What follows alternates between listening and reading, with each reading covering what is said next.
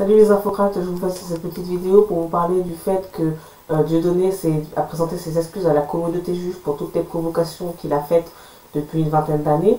Avant tout, je vous invite à mettre les notifications, vous abonner, mettre les commentaires afin de me permettre de vivre de ma chaîne. Et c'est parti, on va parler des excuses de Dieudonné envers la communauté juive. Pourquoi est-ce que je vous en parle maintenant et pas au moment où les excuses ont eu lieu? C'est parce que Alain Soral s'est exprimé sur les excuses de Dieudonné, ce qui est extrêmement important. Dieudonné a fait ses excuses dans un magazine qui s'appelle Israël Magazine pour s'excuser de ces provocations qu'il a faites depuis 20 ans envers la communauté juive, à travers notamment tous les spectacles que vous avez certainement tous déjà vus, qui sont tous sur internet, qui consistaient, les spectacles entre autres, à imiter des personnages juifs qui serait un peu dans le personnage de celui qui veut l'argent et qui manipule les médias, etc., dans la veine de l'idéologie que Dieudonné avait choisi de promouvoir dans ses spectacles. Je vous en parle maintenant parce que Dieudonné a fait ses excuses à travers une lettre qu'il a donc transmise au magazine Israël Magazine. Donc ce sont des excuses qui ont à viser le public juif. C'est un magazine israélien, c'est un magazine qui promeut l'alliance des juifs français en Israël. Donc c'est un magazine qui fait le lien entre les juifs français et les juifs d'Israël. Et le fait de choisir ce magazine-là, ça vise très clairement le public non seulement juif, mais aussi le public juif en contact avec Israël et le public juif qui est plutôt donc dans la mouvance sioniste. Donc ce choix de magazine pour Dieudonné, ce n'est pas un choix donc anodin, c'est un choix qui s'adresse très spécifiquement à la communauté juive et en particulier ceux qui défendent plutôt le sionisme. Ce n'est pas une interview ou une lettre qu'il aurait envoyée à n'importe quel magazine français ou à n'importe quel journal français dont le public et l'audience sont larges et qui s'adresserait à tout le public français. C'est une intervention qui vise spécifiquement les juifs, en l'occurrence sionistes. Et ça, ce n'est pas possible de le nier. Non seulement c'est un fait, mais c'est aussi une volonté de la part de Dieudonné, qui est une personnalité publique du monde du spectacle et qui maîtrise les médias, qui maîtrise la communication, qui a des équipes autour de lui, en tout cas même au moment où il était à son apogée de sa carrière, mais même après. C'est le genre de personnalité qui fonctionne avec des équipes de communication qui savent communiquer dans les médias et sur internet.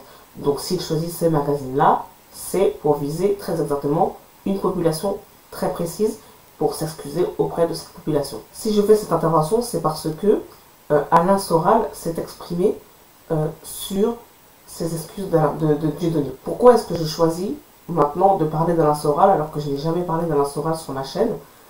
C'est parce que il faut savoir que dans les personnes qui s'estiment être dans la dissidence politique vis-à-vis du système, ce qui est le cas donc d'Alain Soral, dans ce milieu-là, le milieu qu'on qualifie de fachosphère, de complotiste, d'extrême droite, etc., mais c'est pas très important le qualificatif, mais dans ce milieu-là, Alain Soral, ça a été la personne la plus importante dans ce milieu qu'on a qualifié de complotiste, etc., et Alain Soral a toujours dit que l'autre personne la plus importante dans ce milieu-là, c'était Dieudonné. Ça fait des années, depuis le début, que Alain Soral estime que lui, il est l'homme politique, celui qui parle politiquement, et que son allié, son associé au niveau du monde du spectacle, c'était Dieudonné dans le milieu des contestataires et de la dissidence et des antisionistes, etc. Donc ça veut dire que dans ce milieu-là, Dieudonné était quelqu'un d'important, au même titre qu'Alain Soral, qui à un moment donné était la personne la plus importante dans ce milieu-là.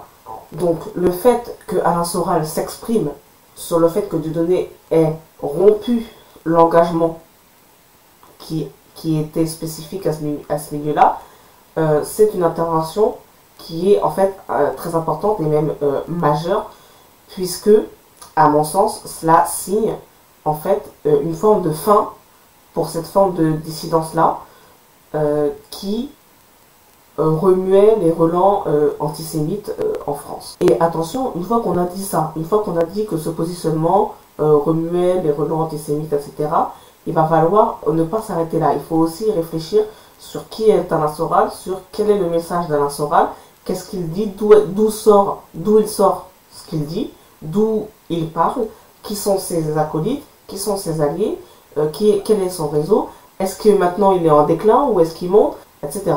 Et il ne s'agit pas ici de s'arrêter au terme de complotiste ou extrême droite ou raciste ou antisémite ou etc. Il s'agit d'aller encore plus loin derrière et de décortiquer l'idéologie promue par Alain Soral. Et qu'est-ce qu'il utilise lui comme ressource pour promouvoir son idéologie, que vous soyez d'accord ou pas d'accord avec ce qu'il dit. Alors, Alain Soral, il promeut une idéologie qui est plutôt nationaliste contre le mondialisme et plutôt sociale en faveur des travailleurs français. C'est le positionnement d'Alain Soral. Il explique d'ailleurs que c'est le seul positionnement qui vaille en France pour sauver la France et pour sauver les Français de l'idéologie mondialiste qui est aujourd'hui au pouvoir. Donc, vous voyez bien que là, on n'en est pas juste à les juifs, la communauté juive organisée, les banquiers, etc. Il y a une articulation idéologique et politique chez Alain Soral. Il y a un discours qu'il faut comprendre, que vous soyez d'accord ou pas d'accord avec lui. Donc, il nous dit, Alain Soral et d'autres, d'ailleurs, d'autres disent la même chose qu'Alain Soral, qu'il y a des gens qui sont au pouvoir et qu'il s'agirait de les chasser. Ce sont ses ennemis. Ces personnes-là sont les ennemis d'Alain Soral dans le discours politique. Donc maintenant, il s'agirait de savoir qui sont les mondialistes, qui sont au pouvoir, qui nous dirigent. Eh bien, sachez que le représentant du mondialisme en France, c'est Emmanuel Macron, qu'il a été élu pour ça. Et il a été élu, et ça c'est une vérité, il faut l'encaisser, il faut le comprendre, il a été élu pour dérouler l'agenda mondialiste. Et quand on dit qu'Emmanuel Macron, il a été élu pour dérouler l'agenda mondialiste, ça signifie qu'il a été élu pour dérouler l'agenda capitaliste.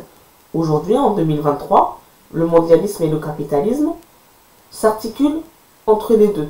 C'est même quasiment la même chose.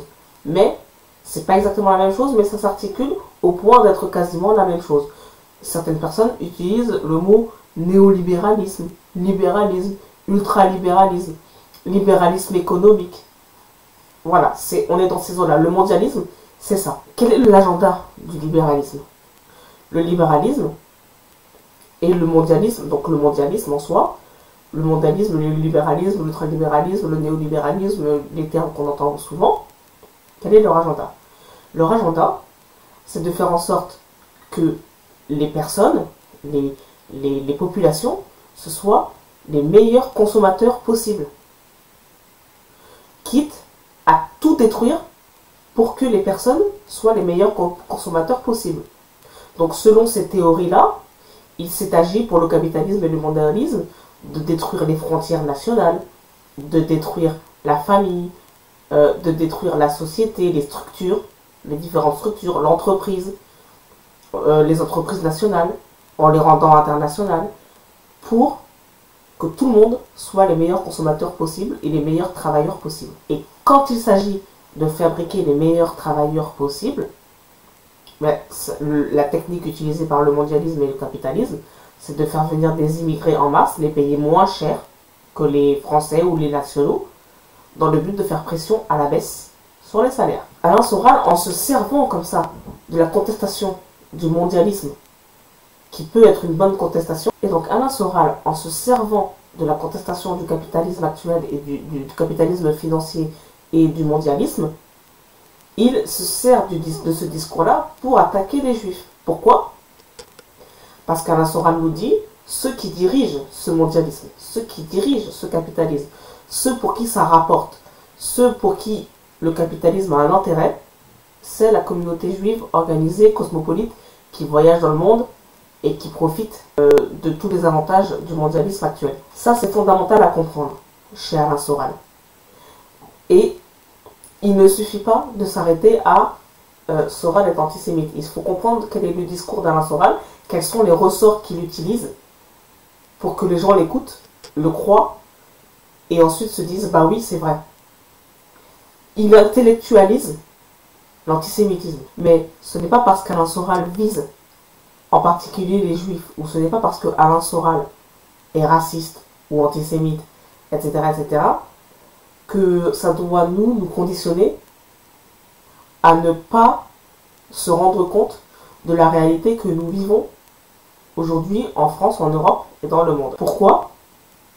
Parce qu'aujourd'hui, le clivage nationalisme-mondialisme, c'est le clivage qui aujourd'hui existe partout dans le monde.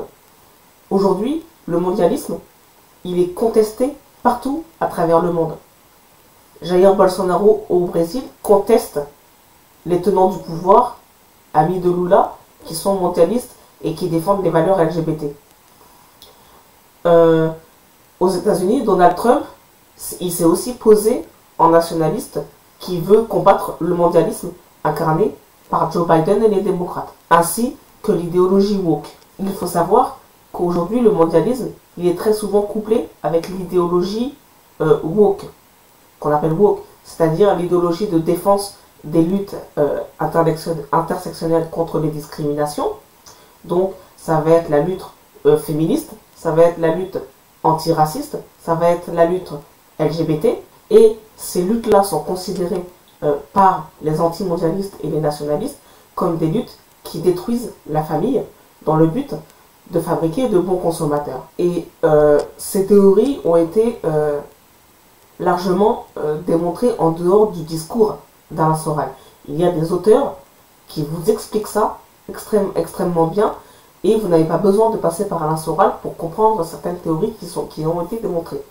Par exemple, le féminisme et l'antiracisme et les questions LGBT et toute cette société de la sexualisation, du désir, etc., ça a été, et puis ces idéologies de défense du féminisme, etc., qui ont détruit une partie de certaines structures, ces questions-là ont été étudiées par Michel Clouscar dans Idéologie du désir et le capitalisme de la séduction.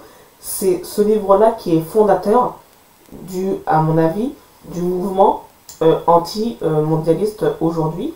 Cet auteur, il est fondateur. Pourquoi? Parce que c'est en réalité, très peu de temps après mai 68, le premier à contester les nouvelles idéologies post-68 de libéralisme des mœurs et de la sexualité. Et lui, il le fait dès le départ, dès mai 68. Il conteste, quasiment tout de suite. Et il conteste notamment la vague des philosophes 68ards qui veulent déstructurer la société, etc. Donc la French Theory, c'est extrêmement connu. Donc voilà, tout ça pour dire que Alain Soral se sert de toutes ces théories qui ont été démontrées pour son intérêt, pour se faire suivre par des gens en jouant en plus de l'idéologie sur l'antisémitisme. Et c'est là où Alain Soral, à mon sens, est dangereux. Et c'est là où il est dangereux parce que il a utilisé Dieudonné pour devenir connu et pour que les gens le suivent parce qu'il y avait Dieudonné à côté de lui. D'ailleurs, il y a des images, à partir du moment où Dieudonné fait ce sketch chez Fogiel et que ça le rend infréquentable, quasiment tout de suite, dans la foulée, Alain Soral se fait filmer à ses côtés, aux côtés de Dieudonné, dans des documentaires pour des chaînes, pour qu'on le voit à côté de Dieudonné. C'est une stratégie de la part d'Alain Soral, et il faut le savoir. En ce qui concerne Dieudonné, malheureusement, ces derniers temps, Dieudonné était quand même sur une pente descendante, et autant ces spectacles pouvaient être très bons et démontrer son talent, autant il usait quand même beaucoup du personnage du juif parce qu'il sait tout jouer, il sait tout écrire, il est auteur et donc il sait tout jouer et il a du talent. Et c'est pour ça qu'on a estimé le monde du spectacle estime que s'il faisait ses excuses, il pouvait revenir dans le monde du spectacle, parce que c'est un des plus doués de sa génération, malgré les sujets qu'il faisait dans ses spectacles. Dieudonné, en faisant ces excuses-là, montre qu'il est dans une situation où il préfère revenir. Pourquoi? Parce qu'il est dans une situation qui est déclinante, il perd probablement de l'argent. Ça faisait quelques années qu'il essayait de faire des montages financiers en vendant des produits douteux pour pouvoir faire de l'argent, des assurances, des fausses assurances, des fausses monnaies, des masques, enfin voilà, il essayait de remonter financièrement, ça marchait pas très bien depuis quelques années. Et donc on sait qu'il n'est pas possible de dire qu'il revient juste comme ça se voit qu'il revient dans une stratégie de retour dans le monde du spectacle. D'ailleurs, ça fait 3 mois qu'il prépare son retour. Il y a eu des tractations avec plusieurs personnes du monde du spectacle, notamment Cyril Hanouna, pour qu'il puisse relayer la lettre de Dieudonné après la parution dans le magazine Israël Magazine. Donc ça veut dire que Hanouna savait depuis un certain temps qu'il devrait relayer cette lettre.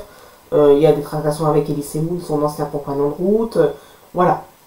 Il y a une tentative de retour dans le monde du spectacle, comme on a essayé de réhabiliter un petit peu Bigard en le faisant revenir à Touche pas mon poste. Voilà, ce sont des évidences que je dis, que je rappelle, il faut pas être naïf en tant que public, ce sont des évidences plutôt claires.